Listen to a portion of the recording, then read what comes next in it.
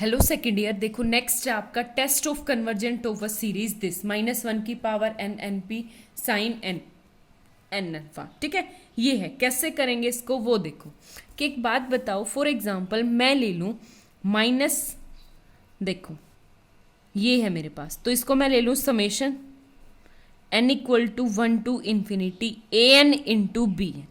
एक तो मैं लेट कर लूँ कि ए एन, अब बी एन अगर आप मानो तो देखो ये 1/n p है।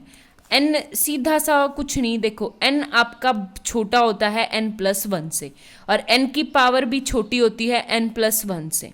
ठीक है, तो रेसिप्रोकल करूंगी तो 1/n की power is greater than 1/n+1 की पावर, तो आपका b N is strictly greater than bn+1 से। एक तो ये bn+1 से बड़ा हो गया, यानी मोनोटोनिकली डिक्रीजिंग हो गया, सीधा हो गया।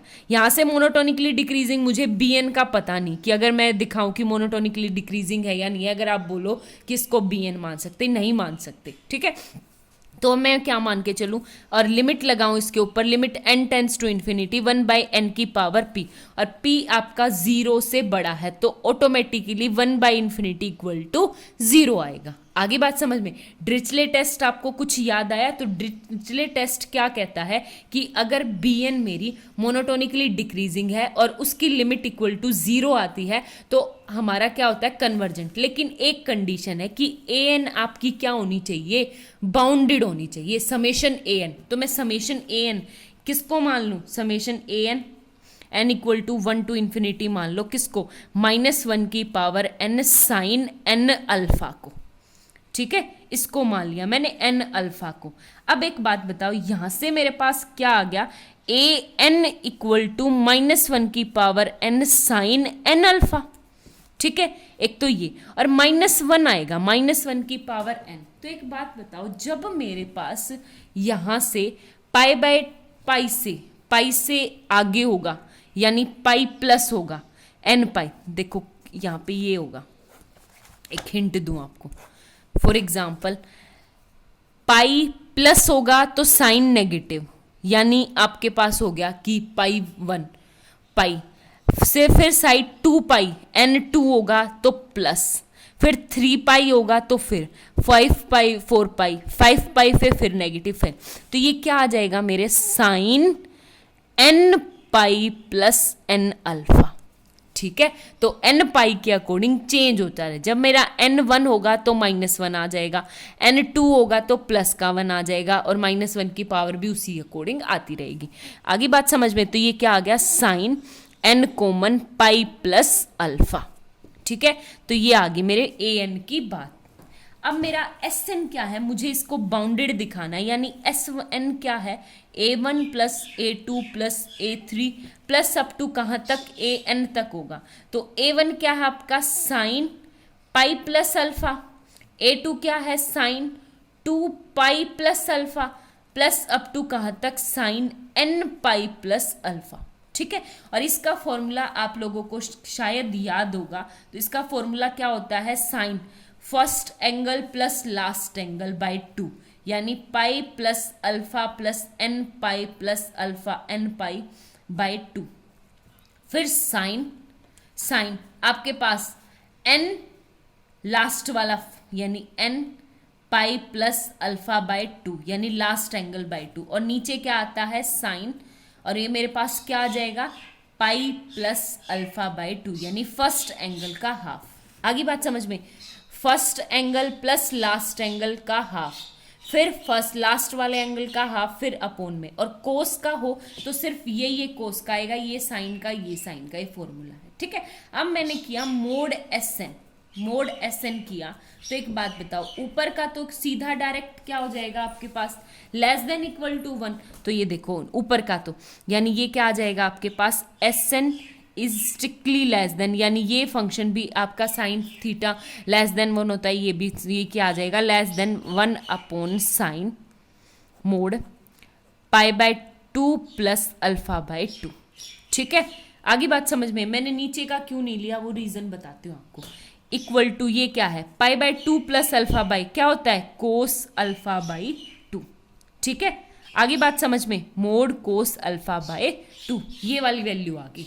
अब मैं इसको लेस देन इक्वल टू 1 क्यों नहीं ले सकती, क्योंकि लेस देन इक्वल टू 1 का मतलब है -1 से 1 के बीच में रहेगा, लेकिन बीच में कहीं पे आपके पास 0 भी तो आता है, और अगर नीचे 0 बन गया तो आपके पास इन्फिनिटी बन जाएगा, यानी हमारा जो ये है हम दिखाना चाह रहे हैं इसको बाउंडेड और ये तो अनबाउंडेड हो जाएगा। ठीक है, तो उस पॉइंट को ढूंढना है हमने जहां पे वो 0 आएगा, फिर उस पर चेक करेंगे।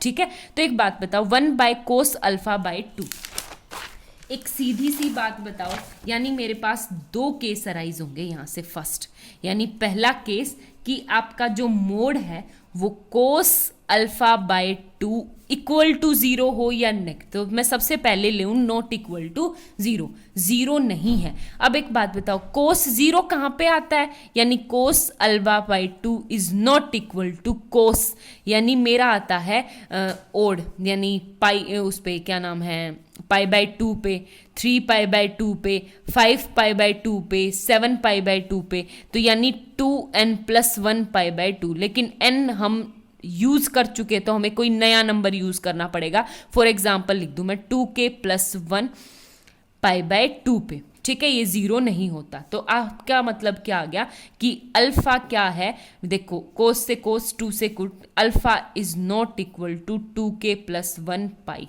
ठीक है, अल्फा आपका 2k + 1 पाई नहीं होना चाहिए। अगर ये पाई नहीं है तो एक बात बताओ, फिर सीधा क्या आ जाएगा कि mod Sn is strictly less than to something, कोई फाइनाइट क्वांटिटी 1/1 समथिंग। आगे बात समझ में, तो Sn आपकी बाउंडेड होगी, और ये जो Bn है वो मैंने दिखा दी, मोनोटोनिकली डिक्रीजिंग भी है, और इसकी nth टर्म क्या है, 0 पे कन्वर्ज भी करती है। तो मेरा क्या आ गया, by Dirichlet test, Dirichlet test मेरी क्या आ गई, summation n equal to 1 to infinity an bn is convergent.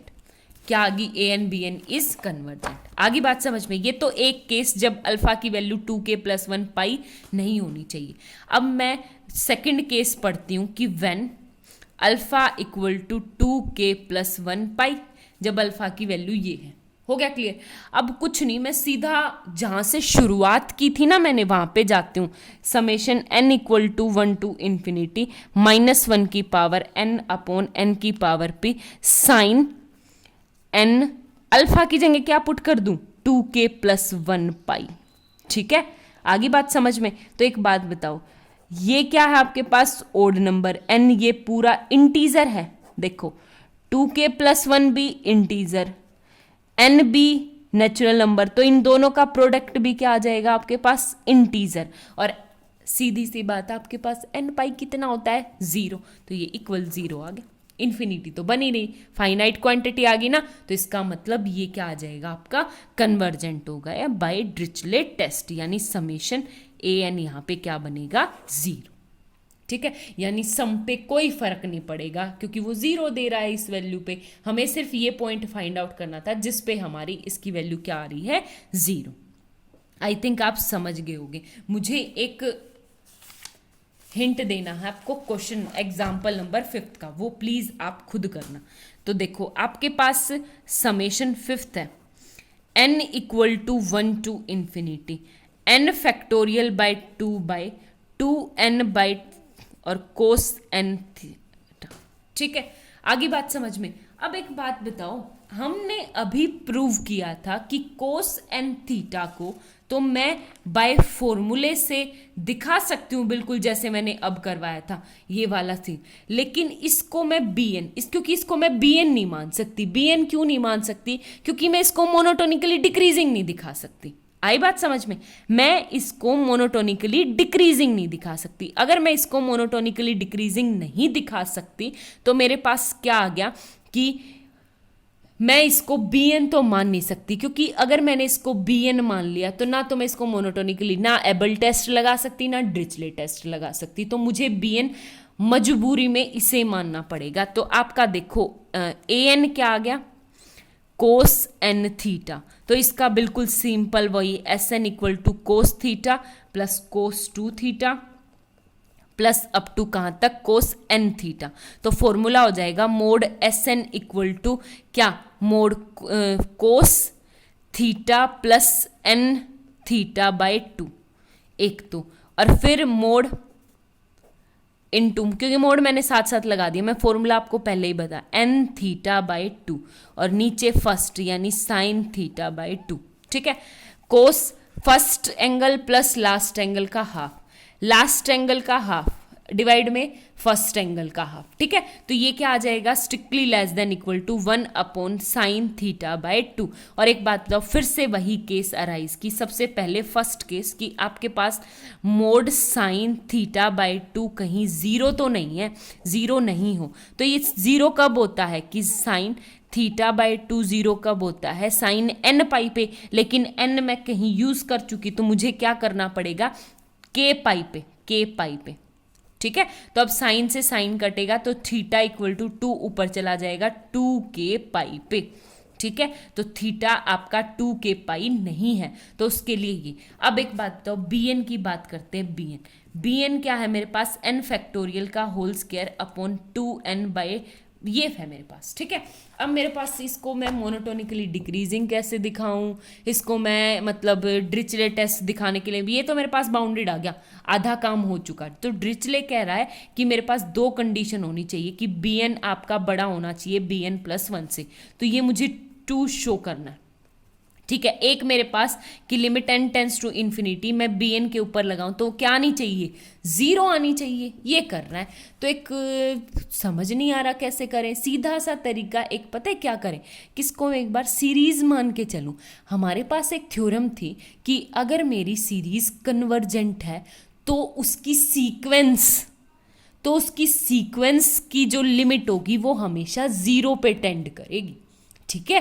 तो उसकी हमेशा जो सीरीज अगर कन्वर्जेंट होगी तो सीक्वेंस हमेशा जीरो को टेंड करेगी, यानी उसके ऊपर लिमिट लगाएंगे तो क्या आएगा आपका जीरो के इक्वल। तो आपको कुछ नहीं, ये क्वेश्चन मैंने पहले कर चुकी हूँ, यानी bn+1 क्या आता है आपके पास, n+1 फैक्टोरियल का होल स्क्वायर हो जाएगा अपॉन 2n+2 फैक्टोरियल। तो मैं क्या करूंगी, bn बाय bn+1 करूंगी, तो इक्वल टू रेशो टेस्ट से कर रही हूं मैं, इसको किसी और से नहीं करी। तो देखो यहाँ पे सबसे पहले यानी n फैक्टोरियल का होल स्क्वायर, और n फैक्टोरियल का होल स्क्वायर यानी n फैक्टोरियल का होल स्क्वायर अपॉन में 2n फैक्टोरियल इनटू ऊपर क्या चला जाएगा, n+1 फैक्टोरियल का होल स्क्वायर और नीचे 2n+2 फैक्टोरियल, ठीक है। कैसे खोलूंगी वो देखना, जब मैं इसको n+1 खोलूंगी तो ये देखो n, एक सेकेंड गलती से उल्टा करना भूल गई, आगे ही करती हूँ। देखो bn क्या है आपका, bn बाई bn+1 लेना है ना मुझे, तो ये क्या आ गया, bn है आपके पास n फैक्टोरियल का होल स्क्वायर अपॉन में क्या आ जाएगा 2n फैक्टोरियल, ठीक है। और bn+1 डिवाइड में करेंगे तो ये आ गया n+1 फैक्टोरियल का होल स्क्वायर, और ऊपर क्या है आपके पास 2n+2 का फैक्टोरियल, ठीक है। तो एक बात बताओ, यहां से मैंने किया n+1 हटाया तो नीचे n+1 फैक्टोरियल से एक स्क्वायर से कट जाएगा, नीचे क्या बचेगा 1 अपॉन n+1 का होल स्क्वायर, ठीक है। फिर ऊपर 2n+2 को खोला तो देखो ये कैसे होगा, 2n+2 into 2n+1 into 2n factorial, तो 2n फैक्टोरियल से ये कट गया, तो bn अपॉन bn+1, ठीक है।